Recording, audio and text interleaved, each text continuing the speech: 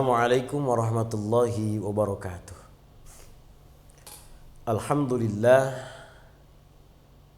Alhamdulillahilladzi ja'ala syahra ramadhana syahrus siyam. Asyhadu an la ilaha illallah wahdahu la syarikalah wa asyhadu anna sayyidana Muhammadan abduhu wa rasuluh. Allahumma salli ala sayyidina Muhammad salatan tamla'u khazain Allah nura takunu lana walil mu'minina faraja wa faraha wa surura wa ala alihi wa sahbihi wa sallim tasliman katsira. Allah Subhanahu wa taala menyebutkan nama Nabi Ilyasa sebanyak 2 kali di dalam Al-Qur'an. Nabi Ilyasa adalah nabi percontohan bagi kita di dalam ketaatan kepada Allah Subhanahu wa taala, kepada Rasulnya, dan kepada para pemimpin-pemimpin kita. Nabi Ilyasa adalah nabi yang mampu merepresentasikan ayat di dalam Al-Quran, ati'ullaha wa ati'ur rasul wa ulil amri minkum. Taat kepada Allah, taat kepada Rasul, dan seluruh ulil amri. Nabi Ilyasa adalah nabi yang tidak bisa dipisahkan perjalanan hidupnya dengan Nabi Ilyas alaihi salam.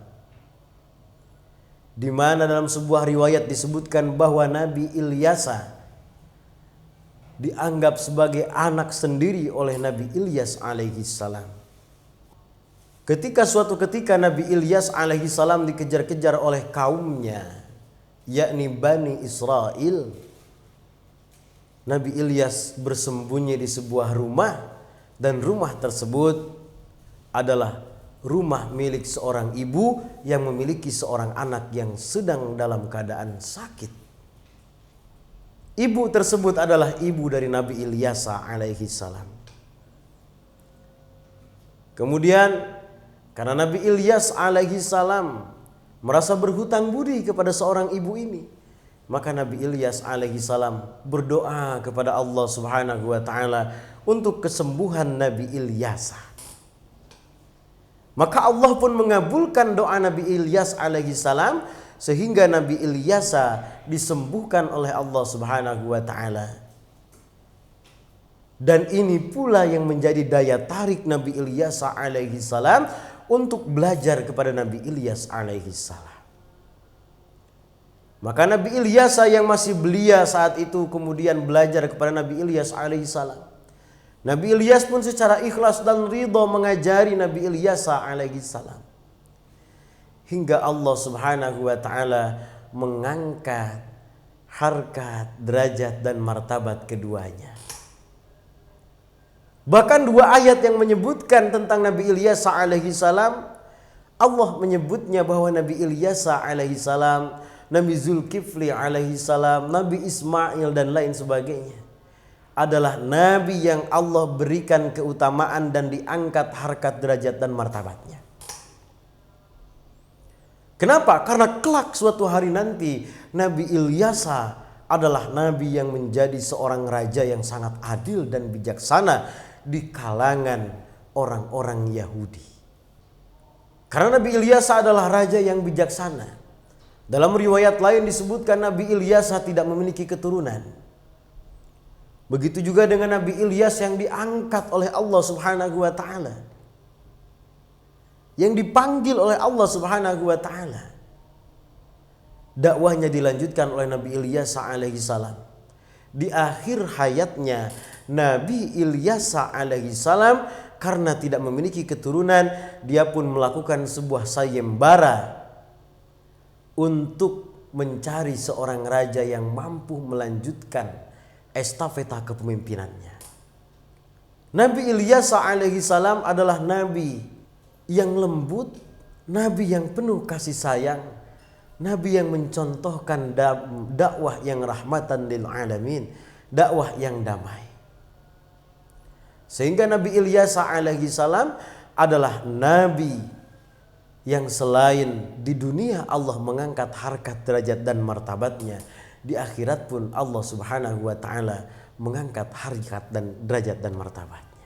Nabi Ilyasa adalah seorang nabi yang patut kita contoh perangainya. Nabi Ilyasa yang mengajari kita agar kita menjadi hamba yang taat kepada Allah Subhanahu wa taala. Sebagai representasi dari ati'ullah. Nabi Ilyasa juga nabi yang mengajari kita agar kita taat kepada Rasulnya. Dan Nabi Ilyasa adalah nabi yang mengajari agar kita taat kepada para pemimpin-pemimpin kita. Salah satu hikmah yang bisa kita ambil dari kisah Nabi Ilyasa adalah tentang ketaatan. Bagaimana kita bisa menjadi seorang hamba yang taat kepada Allah, taat kepada Rasul, dan taat kepada para pemimpin kita.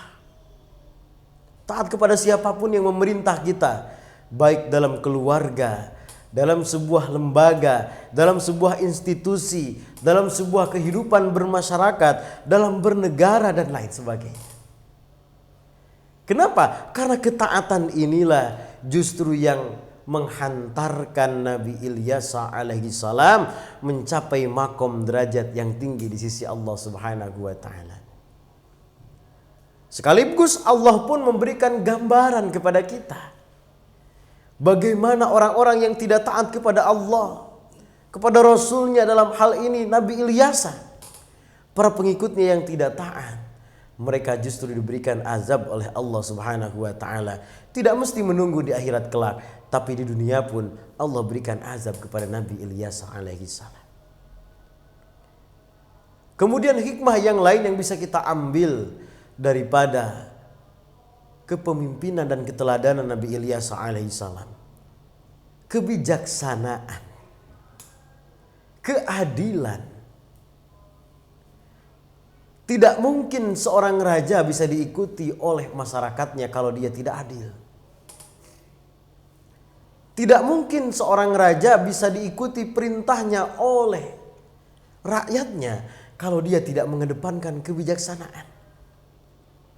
Maka ini menggambarkan bahwa Nabi Ilyasa adalah seorang pemimpin yang adil, seorang pemimpin yang bijaksana. Bukan hanya menjadi seorang pemimpin yang taat kepada Allah saja, tapi Nabi Ilyasa juga menjadi seorang pemimpin yang adil, juga bijaksana.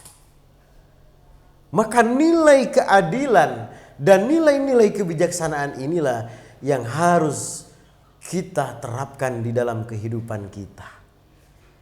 Kita mengerti kisah daripada Nabi-Nabi Ilyasa, Nabi Ilyas dan Nabi Ilyasa. Kita fahami kisah Nabi Ilyasa.